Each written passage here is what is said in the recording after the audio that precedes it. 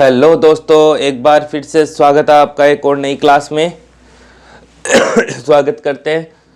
पहले तो मैं आप सभी से माफ़ी चाहता हूं कि कुछ दिनों से वीडियो नहीं आ रही थी, थोड़ी सी हालत ख़राब थी, थोड़ा सा बिजी होने के कारण जो वीडियोस है वो क्लासेस प्रॉपरली नहीं आ पाई, उसके लिए माफ़ी चाहते हैं। ठीक है, तो आज से फिर से अपन अपनी क्लासेस को कंटिन्यू करेंगे।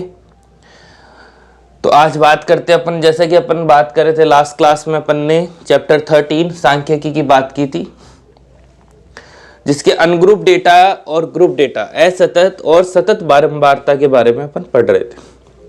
तो अनग्रुप डेटा की कुछ चीजें अपन ने पढ़ चुके थे, उसको थोड़ा सा आगे बढ़ाते हैं। आज की चीजें बहुत इंपॉर्टेंट है।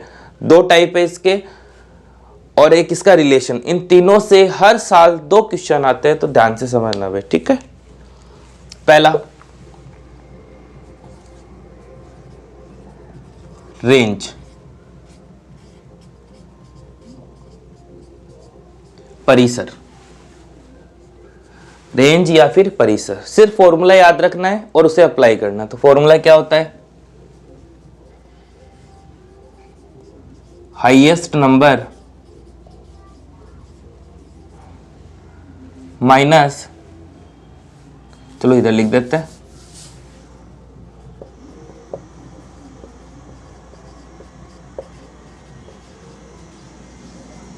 माइनस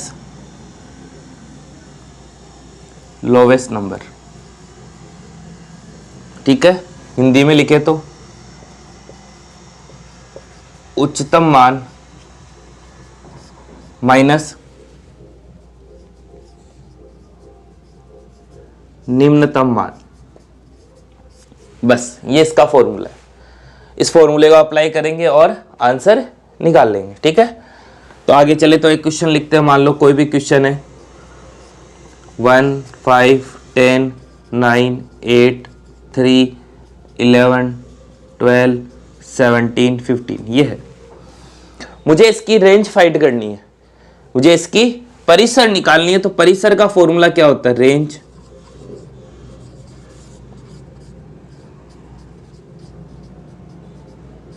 परिसर।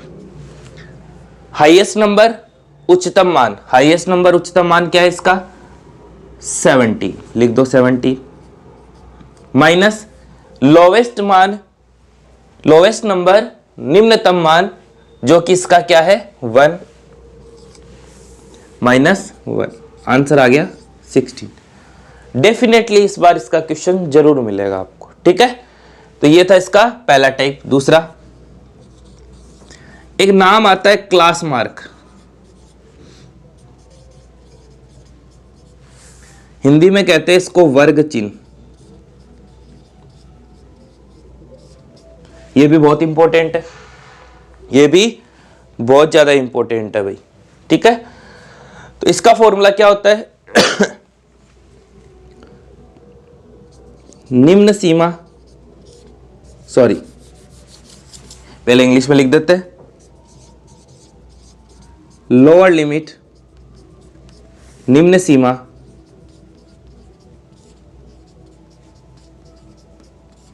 प्लस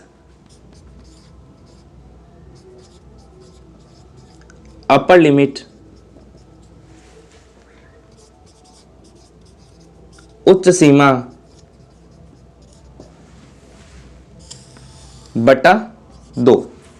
ये इसका फॉर्मूला। कुछ नहीं करना, बस जो भी क्वेश्चन में आपको दे रखा है उसकी निम्न सीमा लोअर लिमिट, उच्च सीमा अपर लिमिट, दोनों को जोड़ा तो उसे डिवाइड कर दिया। फॉर एग्जांपल क्वेश्चन मान लो ये ले लिया मैंने 10 से 20, ये कोई इंटरवल ले लिया, अंतराल। ठीक है, इसके लिए मुझे क्लास मार्क चाहिए। क्लास मार्क कुछ नहीं होता भाई, इन दोनों की मिड की वैल्यू होती है, मध्य बिंदु होता है। तो 10 और 20 के बीच में क्या आ रहा है? 15 आ रहा है। अगर सीधा निकालना चाहे तो इन दोनों के मध्य में क्या आता है? मिड में 10 और 20 के बीच में 15 आता है। तो यहां से क्या करेंगे? 10 plus 20 divided by 2 equal 30/2 equal 15। आ गया, देख लो।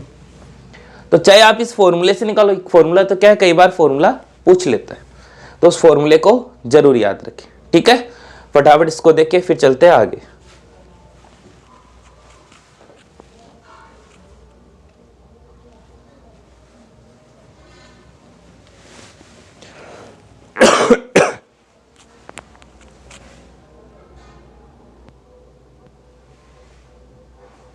उसके बाद आगे बात करते हैं अपन ग्रुप डेटा के बारे में।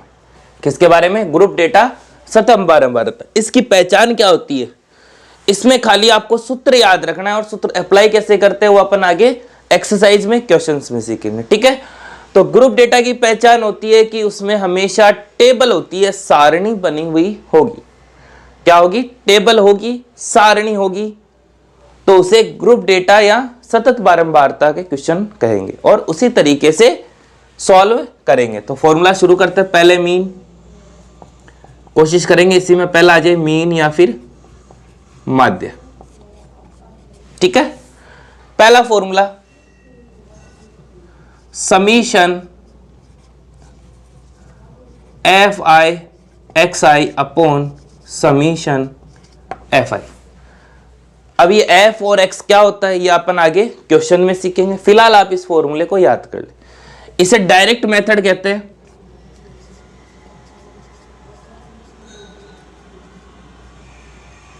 डायरेक्ट मेथड, समांतर माध्य या डायरेक्ट मेथड भी लिख सकते हो। ठीक है, नहीं लिखो तो भी चलेगा, कोई बड़ी बात नहीं। ठीक है, दूसरा summation F I D I upon summation F I.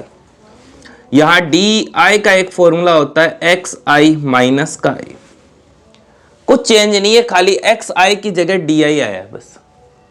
बात समझ गए? इसको कहते हैं अपन, इधर नीचे लिख देता हूं, एज्यूम्ड मीन मेथड।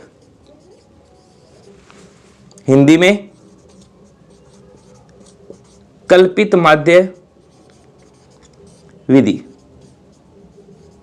यह भी माध्य ज्ञात करने का सूत्र है, मीन फाइंड करने का फॉर्मूला है। तीसरा, इसको कहते हैं अपन step division method. Step division method, step division method. ठीक है, हिंदी में कहे तो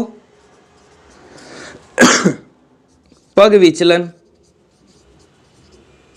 विधि। ठीक है, पग विचलन विधि। फॉर्मूला क्या होता है?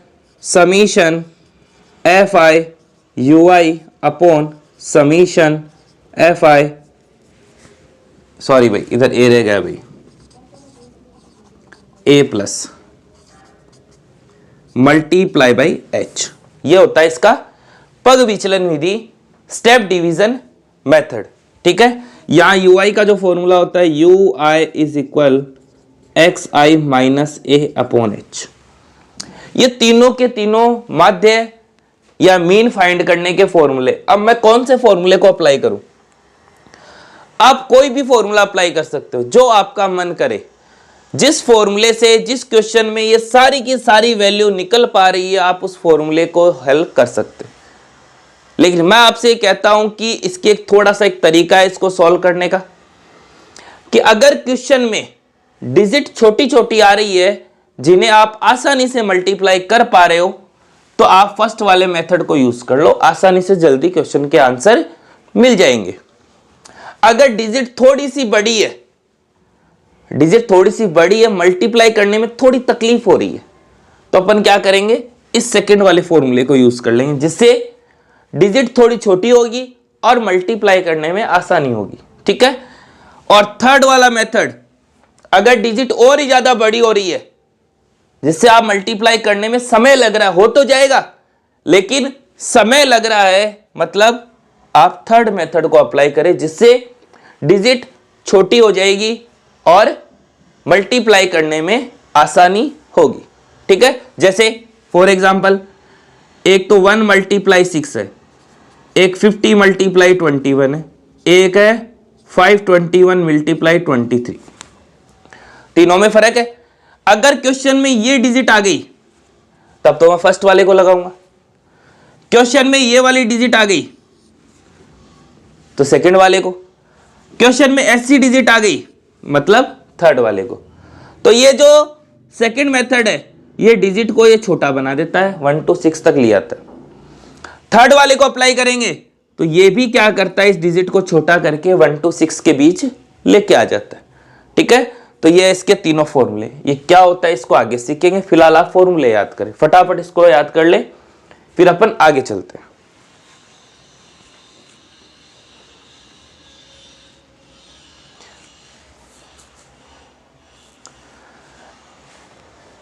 इनको समझाएंगे भाई। ये सारी चीजें अगर मैं आपको यहां समझाऊंगा तो आप समझ नहीं पाओगे, तो अपन सीधा जब क्वेश्चन करेंगे तो अपन इनको क्वेश्चनों में ही समझेंगे। ठीक है, फिलहाल आप ये फॉर्मूले नोट कर ले।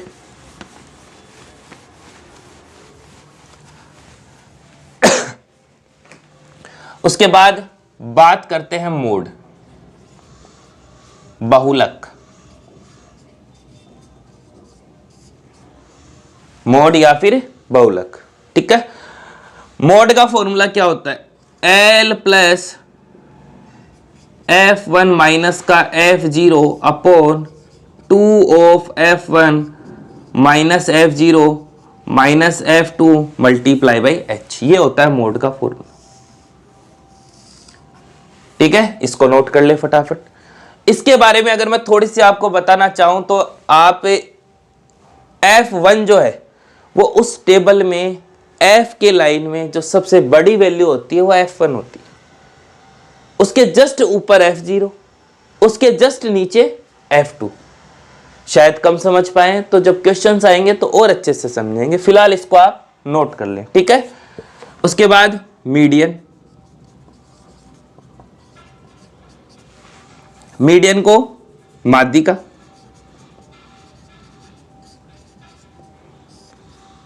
माध्यिका का सूत्र क्या होता है, L प्लस N/2 माइनस का CF upon F multiply by H, ये मीडियन का एक ही फॉर्मूला है बस। अब आपको ये सारी वैल्यू निकालनी आनी है बस। अगर आपने वैल्यू निकाल ली तो यहां पुट करके सिर्फ प्लस माइनस ही तो करना है, और तो कुछ करना ही नहीं है। सॉरी भैया, आज थोड़ी तबीयत डाउन चल रही है काफी दिनों से। ठीक है, उसके लिए पहले भी मैं आपसे सॉरी बोल चुका हूं, दोबारा बोलते हो। ठीक है, तो एक ये फॉर्मूला आपको याद करना है। डेफिनेटली इन क्वेश्चनों में से, इन फॉर्मूलों में से क्वेश्चन जरूर आपको मिलेगा। ठीक है, इसका जो लास्ट है रिलेशन या संबंध,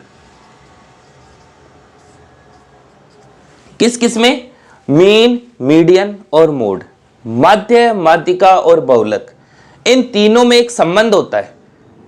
वो क्या होता है, मोड इक्वल 3 मीडियन माइनस का 2 mean, 3 median minus 2 mean. Hindi में गए तो बहुलक बराबर 2 माध्यिका माइनस 3 माध्यिका माइनस 2 माध्य। इससे भी जरूर क्वेश्चन आता है। यानी कि अगर किसी भी क्वेश्चन में आपको इन तीनों में से कोई भी 2 दे दे तो आप थर्ड की वैल्यू आसानी से निकाल सकते हो। वो अपन आगे क्वेश्चंस में सीखेंगे। मान लो जैसे आपको ये 2 दे दिए तो वैल्यू पुट करके आंसर निकाल ले। ठीक है, अगर ये 2 दे दिए तो इन दोनों की वैल्यू पुट करके इसका आंसर निकाल लिया। तो ये है आपका इंट्रोडक्शन ऑफ चैप्टर 13 स्टैटिक्स सांख्यिकी। आज के लिए बस इतना ही, फिर मिलेंगे आपको नेक्स्ट क्लास में। अगली क्लास में अपन एक्सरसाइज 13.1 की बात करेंगे। फिर इसको सीखेंगे कि क्या होता है, कैसे क्या होते हैं क्वेश्चंस, कैसे सॉल्व किए। डेफिनेटली क्वेश्चन आएगा भाई, फिर समझ लेना। एग्जाम डेट आ चुकी है, तैयारी शुरू कर दे जितना जल्दी हो सके। ठीक है, तो आज के लिए बस इतना ही, फिर मिलेंगे आपको नेक्स्ट क्लास में। क्लास अच्छी लगे तो चैनल को सब्सक्राइब करें, लाइक करें और शेयर करना ना भूले भाई। मैं फिर से आप लोगों से माफ़ी मांगता हूं कि पिछले कुछ दिनों से तबीयत डाउन होने की वजह से आपके सामने वीडियोस नहीं आ सकी, उसके लिए माफ़ी चाहते हैं। बच्चों के टाइम वेस्ट हुए। अब से कंटिन्यू वीडियो मिलेगी आपको। ठीक है, ओके।